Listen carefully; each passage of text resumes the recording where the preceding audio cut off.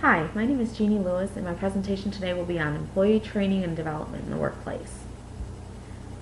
I'm sure most of us are familiar with what happens when you are hired for a specific job. Whether it be simply summer employment, an internship, or a full-time position, there are certain protocols to follow. Following the corporation's job offer and your acceptance, depending on the setup and size of the company, you may be expected to attend an orientation session, which will lay the groundwork for the training phase. During the orientation, the new employee is introduced to the company, learning about its background, its future, its own responsibilities, and those of its employees and its expectations. With that behind you, as a new employee, you are now expected to complete training necessary to perform the job you were just hired for. How important is a training program to a corporation? Extremely. When analyzing company expenditures, you will see a large portion of capital devoted towards training and development of new and current employees. In fact, according to the American Society for Training and Development, United States corporations alone spent $109.25 billion on training and development in 2005. 90% of Fortune 500 companies have a formal training program in place, and those who are considered to be leaders in employee development offer 40 to 45 hours of training to their employees each year. You may ask, why is training necessary? After all, you were selected for your knowledge, skills, abilities, and other characteristics that made you valuable to that particular company.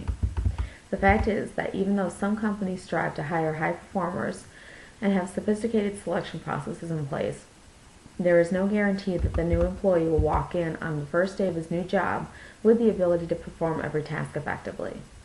Job-specific training will most likely be necessary, and once that is complete, the new hire will be more efficient and successful in job performance. Another reason a strong training program is necessary centers around employee retention. In order to retain experienced employees, it is necessary for a company to provide additional training when changes occur throughout the company. This is especially important with the ever-changing world of technology fueling today's corporate world. The third reason for training is found in employee commitment. In order to reduce absenteeism, job dissatisfaction, and employee turnover, and to promote productivity, training must be available to further develop employees. So what exactly is a training program? By definition, training is made up of the formal procedures that a company utilizes to facilitate learning so that the resultant behavior contributes to the attainment of the company's goals and objectives. In order to decide what type and where training is necessary, a corporation will assess their training needs through 4 specific types of needs analysis. Organizational analysis takes into account a company's long and short-term goals and assesses whether these goals are being met. Those objectives that are not being reached will be set up for training. Task analysis refers to analyzing the specific duties and actions that are necessary for the completion of each job. Person analysis answers the question of who specifically will need the training. This analysis takes a look at how well employees are fulfilling their duties. It takes into account performance appraisals, employees who volunteer for additional training in order to better themselves in their positions, and employee testing results. All of these areas point employers to those in need of additional training. Lastly, corporations may look into demographic analysis. This is a relatively new process, the preceding 3 having been traditional methods. This type of analysis has come about in recent years due to certain civil rights legislation. It involves assessing the training needs of certain demographic groups, such as older employees and those with disabilities. There has been increased need for technology training for those who entered the workforce when technology was relatively new, and alternatives to visual-based training programs for those with visual disabilities. Once the training needs have been established and before the training program can be implemented, it is important to analyze the learning context for a particular company. The context includes the instructional design, the learning principles, and how the characteristics of trainers and trainees influence the transfer of training. First of all, the instructional design of a corporation determines all the actions that will enhance and increase the new employee's learning processes. The design will take into account the type of learning targeted for job performance, the environment that will support such learning, and the evaluation which will determine whether the training has or has not been successful. There are several different types of learning to consider when developing a training program. Learning itself is defined as the relatively permanent change in behavior that occurs as a result of experience or practice. Given that definition, let's take a look at some general learning principles. Active learning is in essence learning through the act of doing. I think we can all agree as students that learning is easier when taking notes instead of simply listening to the professor lecture. This podcast presentation is a perfect example of active learning. We are learning through our own lectures. When implementing a training program, the amount of information to be learned must also be considered. When a task that is highly organized and succinct may be presented in one training session, one that is complex may be broken down into separate elements, each one being taught after the previous one is mastered. Another way to facilitate training is to integrate meaning into the material to be learned. There are 3 steps to follow in creating a meaningful program for trainees. First, a summary of the material highlighting key objectives should be offered. Next, the material should be combined with job-related examples to enhance the context of understanding. Third, the material should be presented in an orderly sequence to further the trainee's comprehension of the task. The 4th principle of learning revolves around the old saying, practice makes perfect. Overlearning is an important concept to utilize when training new employees. It involves giving them continued practice even after they have reached the mastery level of a task, resulting in even higher levels of learning. Overlearning produces efficiency and consistency while performing tasks. For instance, an emergency room doctor who makes life-saving decisions every day because of his overlearned behavior. The final learning concept essential to a training program is found in trainer feedback. Also called knowledge of results, trainer feedback offers 3 ways to reinforce the training framework.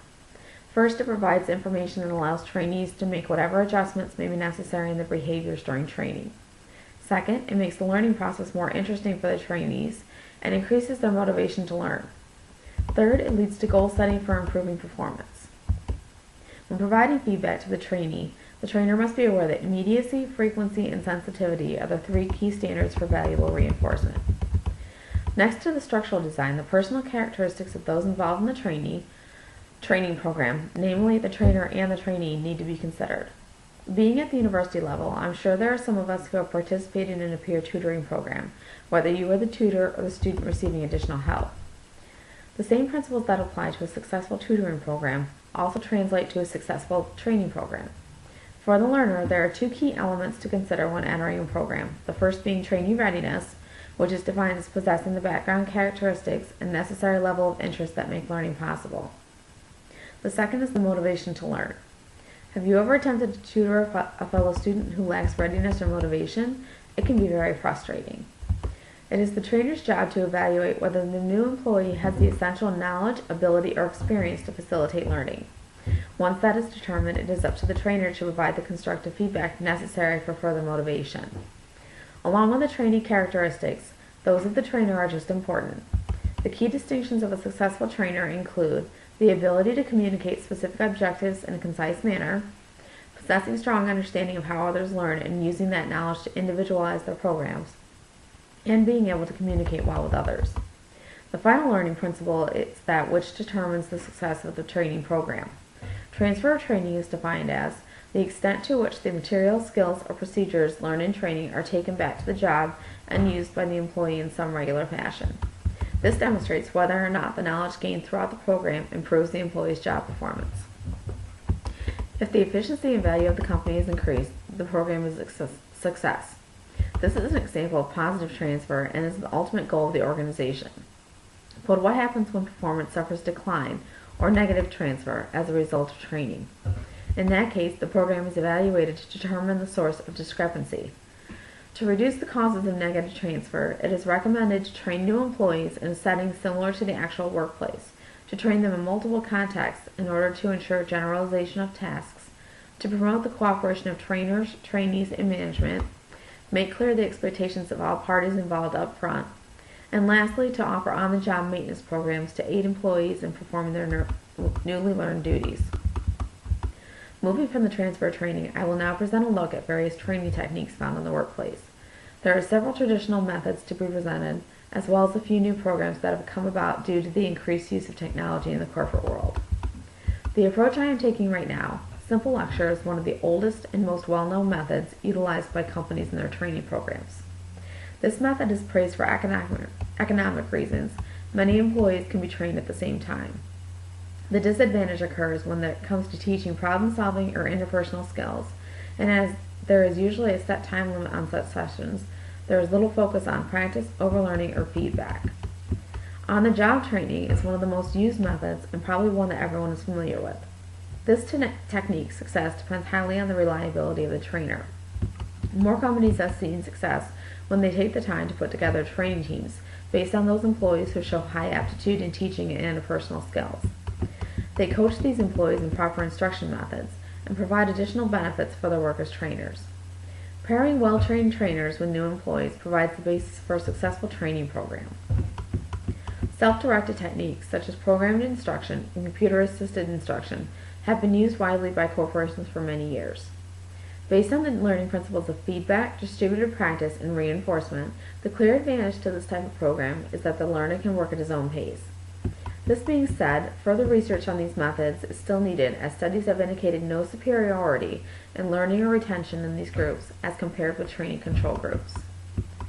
Work simulators are designed to be as realistic to the work setting as possible, so that trainees can convey the knowledge and skills gained to a true situation. Simulators are useful as there are some professions where the real equipment necessary for training would be too costly or pose too much danger to the individual. Effective simulators operate on two principles: physical and psychological fidelity. In other words, their ability to imitate the operation of real-world equipment, as well as how well they activate the behavioral processes necessary to complete the real-world job. Now that I have described several traditional methods of delivery, it is now important to acknowledge some methods of technology-based training. One of the fastest growing techniques seen in training utilizes audiovisual or multimedia presentations. On par with the effectiveness of traditional lectures, audiovisual presentations have a slight advantage in that the material to be learned can be replayed, paused, and stopped to demonstrate proper approaches to certain tasks. Distance learning, one of the key concepts utilized in the taking of this class, makes use of the internet to provide training to a group of people in different locations at the same time. The advantages to this system are clear. Distance learning enables the efficient use of instructors, places more responsibility on the learner to progress, and demonstrates a clear cost savings to other programs. The last option to be discussed is that of e-learning. Again, using the internet, employees are able to sort through web-based information, performing the training at home or in the office. The information is easy to sort and keep updated, and is set up for multiple trainees to share through web-based discussion groups, much like our Blackboard system. The techniques I've shared thus far have been used for training in a variety of jobs, but what about those which are specific to developing employees and promoting leadership skills? Employee development is the responsibility of the Human Resources Department of any corporation, and there are several approaches that can be taken. This type of training again begins with the orientation process, which I discussed in the beginning of this presentation. The orientation step is important as it helps with the socialization skills of employees. Developing a clear understanding of the company's principles and values helps new employees form their own impressions of the company and understand how they can promote efficiency and reach expectation levels set by administration. Once a training program is established, the HR department can utilize techniques such as coaching, behavior modeling, business simulations, and corporate universities to promote employee development. Coaching is a one-on-one relationship in which an individual provides performance-related guidance to an employee. This motivational technique serves to provide guidance by clearly communicating performance expectations and outcome and by offering improvement suggestions. Coaches help employees analyze problem solving and enhance job performance. They also provide challenges to inspire employees to reach their full potential. Behavior modeling focuses on developing interpersonal skills. With this technique, role play is used to provide training of situations such as socialization of new employees, motivating poor employees, helping employees overcome their resistance to change, and handling problem employees. Business simulations are used to imitate specific situations in which managers are asked to make decisions based on make-believe scenarios. While this game-like approach can be useful as it leads to new idea creation and promotion, it can backfire if the participants are solely consumed by the competitive nature of the technique. A final resource being used by companies is that of the corporate university. Used by such companies as Motorola, McDonald's, and Xerox, these universities are a long-term investment and provide a source of continuous learning to their employees, emphasizing the importance of the management of knowledge. I'm sure you can all appreciate the importance of a solid training program in today's corporation. After looking at the separate training needs, the principles of learning, and the techniques that facilitate these principles, it is safe to say that corporate training is a necessary expenditure to further enhance the efficiency and effectiveness of the company's future goals. Thank you.